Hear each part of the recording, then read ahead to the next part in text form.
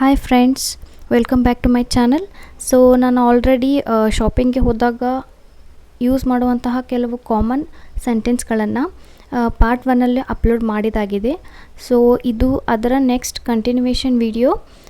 ಇನ್ನು ಯಾವ್ಯಾವ ಥರ ನಾವು ಇಂಗ್ಲೀಷ್ನಲ್ಲಿ ಮಾತಾಡಬಹುದು ಅಂತ ತೋರಿಸ್ಕೊಡೋದಕ್ಕೆ ನಾನು ಪಾರ್ಟ್ 2 ವಿಡಿಯೋ ಮಾಡ್ತಾಯಿದ್ದೀನಿ. ಸೊ ಯಾರ್ಯಾರು ಪಾರ್ಟ್ 1 ವಿಡಿಯೋನ ನೋಡಿಲ್ಲ ಅವರು ಹೋಗಿ ನನ್ನ ಚಾನಲ್ನ ಚೆಕ್ ಮಾಡ್ಕೋಬೋದು. ಸೊ ವಿತೌಟ್ ಸ್ಕಿಪ್ ವಿಡಿಯೋನ ಕೊನೆವರೆಗೂ ನೋಡಿ ಅಂತ ಹೇಳ್ತಾ ವಿಡಿಯೋನ ಸ್ಟಾರ್ಟ್ ಮಾಡೋಣ. Let's begin. ಮೊದಲನೇ ಕ್ವೆಶನ್, ಇದಕ್ಕೆ ಎಷ್ಟು? ನಾವು ಕಾಮನಾಗಿ ಕೇಳ್ತೀವಲ್ವ, ಈ ಡ್ರೆಸ್ಸಿಗೆ ಎಷ್ಟು ಅಥವಾ ಈ ಶರ್ಟಿಗೆ ಎಷ್ಟು, ಈ ಪ್ಯಾಂಟಿಗೆ ಎಷ್ಟು ಅಂತ ಅದು ರೇಟ್ ಕೇಳ್ತೀವಲ್ವ ಅವರಿಗೆ.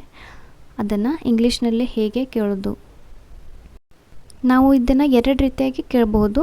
ಒಂದು, how much is this for ಅಂತಲೂ ಕೇಳ್ಬೋದು, ಅಥವಾ what is the price for this dress ಈ ಥರನೂ ಕೇಳ್ಬೋದು. ಎರಡು ಕರೆಕ್ಟ್.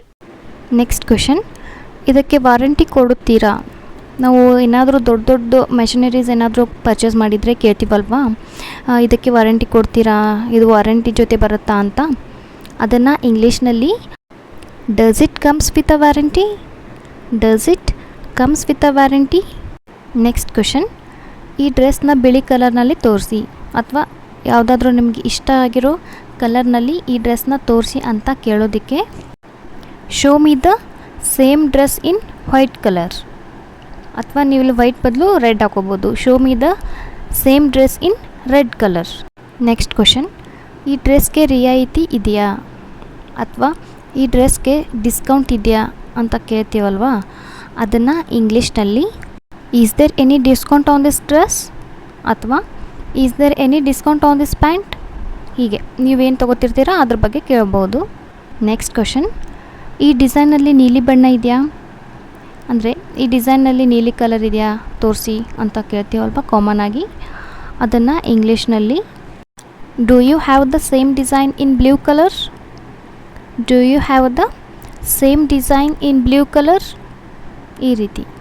ಸೊ ನೆಕ್ಸ್ಟ್ ಕ್ವೆಶನ್, ಇದಕ್ಕಿಂತ ಚಿಕ್ಕ ಸೈಜ್ ಇದೆಯಾ, ನಾವು ಕೇಳ್ತೀವಲ್ವ ಇದಕ್ಕಿಂತ ಇನ್ನೂ ಸ್ವಲ್ಪ ಚಿಕ್ಕ ಸೈಜ್ ಇದೆಯಾ ಅಥವಾ ದೊಡ್ಡ ಸೈಜ್ ಇದೆಯಾ ಅಂತ.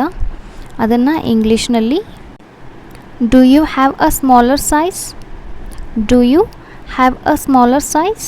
ಅಂದರೆ ಈಗ ನೀವು ಆಲ್ರೆಡಿ ಒಂದು ಸೈಜನ್ನು ಹಿಡ್ಕೊಂಡಿರ್ತೀರ, ಸೊ ಅದಕ್ಕಿಂತನೂ ಚಿಕ್ಕದು ಕೊಡಿ ಅಂತ ಕೇಳೋದಕ್ಕೆ, ಅಥವಾ ಇದಕ್ಕಿಂತ ಚಿಕ್ಕ ಸೈಜ್ ಇದೆಯಾ ಅಂತ ಕೇಳೋದಕ್ಕೆ do you have a smaller size, do you have a smaller size.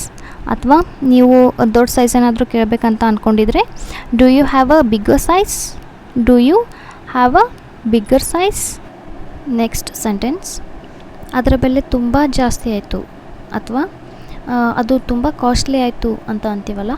ಅದನ್ನು ಇಂಗ್ಲೀಷ್ನಲ್ಲಿ ದಟ್ ಈಸ್ ಟೂ ಎಕ್ಸ್ಪೆನ್ಸಿವ್, ಅಥವಾ ದಟ್ ಈಸ್ ಟೂ ಕಾಸ್ಟ್ಲಿ, ಈ ರೀತಿಯೂ ಹೇಳ್ಬೋದು.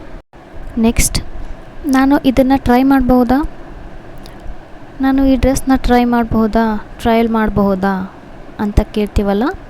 ಅದನ್ನು ಇಂಗ್ಲೀಷ್ನಲ್ಲಿ could I try this on, could I try this on.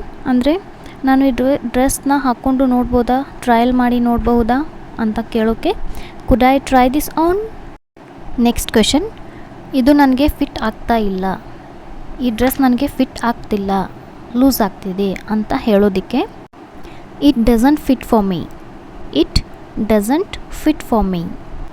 Next question, ಹಣ ಎಲ್ಲಿ ಪಾವತಿಸಬೇಕು ಅಥವಾ ಬಿಲ್ ಎಲ್ಲಿ ಕಟ್ಟಬೇಕು, ಯಾವ ಕೌಂಟರಲ್ಲಿ ಕಟ್ಟಬೇಕು. ಇದನ್ನು ಇಂಗ್ಲೀಷ್ನಲ್ಲಿ wear should I pay the bill, wear should I pay the bill. Next, ನಾನು ನಿನ್ನೆ ಖರೀದಿಸಿದ್ದ ಡ್ರೆಸ್ಸನ್ನು ರಿಟರ್ನ್ ಮಾಡಬೇಕು.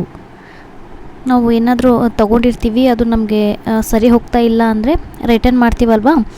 ಸೊ ಅದನ್ನು ಇಂಗ್ಲೀಷ್ನಲ್ಲಿ I would like to return the dress that I purchased yesterday, ಅಥವಾ ಪರ್ಚೇಸ್ ಬದಲು ನೀವಿಲ್ಲಿ ಬಾಟ್ನು ಯೂಸ್ ಮಾಡ್ಬೋದು.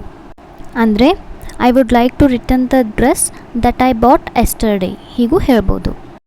ನೆಕ್ಸ್ಟ್ ಕ್ವೆಶನ್, ನೀವು ಈ ಕ್ಯಾರಿ ಬ್ಯಾಗ್ಗೆ ಎಕ್ಸ್ಟ್ರಾ ಚಾರ್ಜ್ ಮಾಡ್ತೀರಾ.